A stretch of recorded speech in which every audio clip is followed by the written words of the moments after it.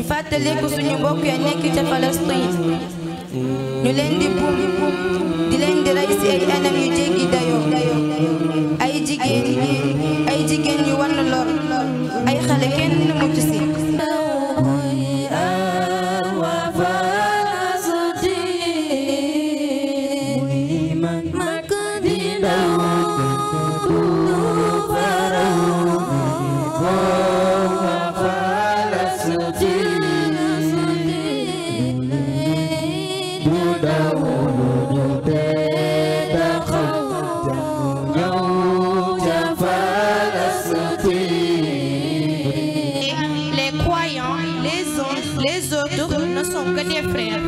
mu def julit ñi doon benn bokk ndey ak baay innamal mu'minuuna ixwatun fa aslihu bayna axawaykum wattaqullaha la'allakum turhamuun inna haadhihi ummatukum ummatan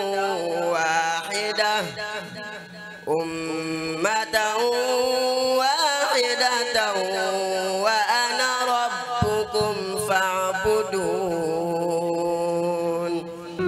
Le prophète Mohammed, paix et salut sur lui, qu'il soit béni et récompensé, lui, sa famille et ses compagnons, a dit: l'exemple des croyants dans leur amour mutuel, leur sympathie et leur compassion est comme celui d'un seul corps. Si une partie de celui qui est malade, le reste du corps y répond par l'éveil et la fièvre. Ceci. النعمان ابن بشير رضي الله عنهما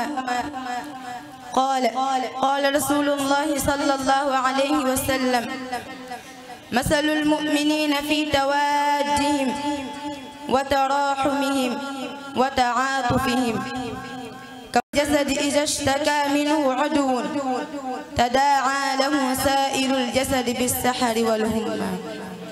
Ceci étant dit, nous amène à se rappeler, chers sœurs et frères en l'islam, que partout où nous sommes, ou partout où nous soyons dans ce petit monde, nous sommes indivisibles. Nous sommes une seule famille, une seule personne et un seul corps. Ceci pour dire que la génocide et l'atrocité que nous sommes en train de vivre dans la bande de Gaza est insupportable. Oui, je dis bien le génocide que nous sommes en train de vivre parce qu'il s'agit de nous. Car ce sont nos frères et sœurs qui sont farouchement tués sans état d'âme. Des mamans, des femmes enceintes, des enfants. Personne n'échappe aux atrocités de notre ennemi commun. L'ennemi de toute l'humanité qui n'est autre qu'Israël. Le pays du mal, le pays des assassins, un pays avec un État hors la loi qui continue de violer systématiquement le droit international, de commettre à l'égal des Palestiniens un crime contre l'humanité. Cette situation ne doit pas prospérer et nous devons la dénoncer et condamner avec notre dernière énergie en tant qu'être humain, mais également en tant que musulmans. Comme nous sommes enseigne le prophète sallallahu alayhi wa sallam, quiconque parmi vous voit une mauvaise action qui la change de sa main, s'il n'est pas capable de le faire, qu'il le fasse avec sa langue. S'il n'est pas capable de le faire, alors avec son cœur, et c'est le plus faible des fois. Dieu a certaines raisons quand il a dit au prophète Mohammed sallallahu alayhi wa sallam: tu trouveras certainement que les juifs et les associateurs sont les ennemis les plus acharnés des croyants. De ce fait, nous devons être conscients de la nécessité de combattre ce crime contre l'humanité de la part de l'Israël contre nos frères palestiniens.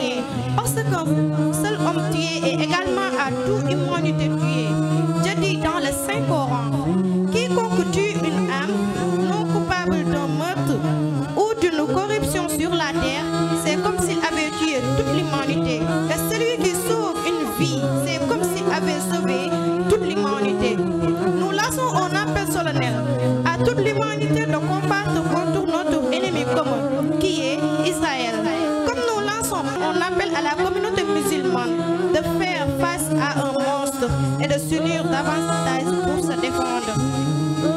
Et nous disons aux frères palestiniens du courage, du courage. ma ngi yëkkati sama kàddu di masawu mbokk ya nekk ca Palestine te di leen wax yàggatul dara yàlla ñëw wuy si leen.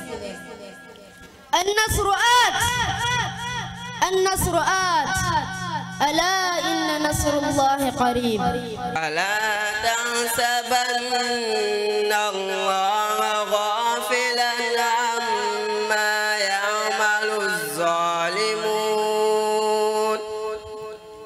عما يعمل الظالمون إنما نؤخرهم ليوم تشخص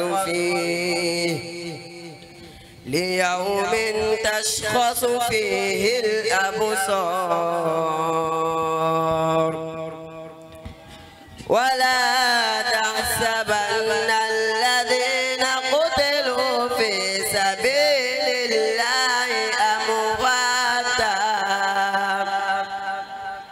بل أحياء عند ربهم يرزقون. Oui, c'est sûr et certain, la victoire est proche. La victoire est proche. Ne pensez pas qu'Allah ignore ce que font les injustes. Il voit tout. Qu'Allah accueille les martyrs dans son grand Firdausi. Comme il le dit dans le Saint-Coran. Ne pensez jamais que ceux qui ont été tués dans le sentier d'Allah sont morts. Mais ils sont vivants auprès de leur Seigneur. Et ils sont pourvus de leurs besoins. Ils se réjouissent de ce qu'Allah leur a donné de sa grâce. Et ils se réjouissent pour ceux qui ne les ont pas encore rejoints. Car ils n'ont aucune crainte à savoir et ne seront pas affligés. Merci pour votre aimable attention.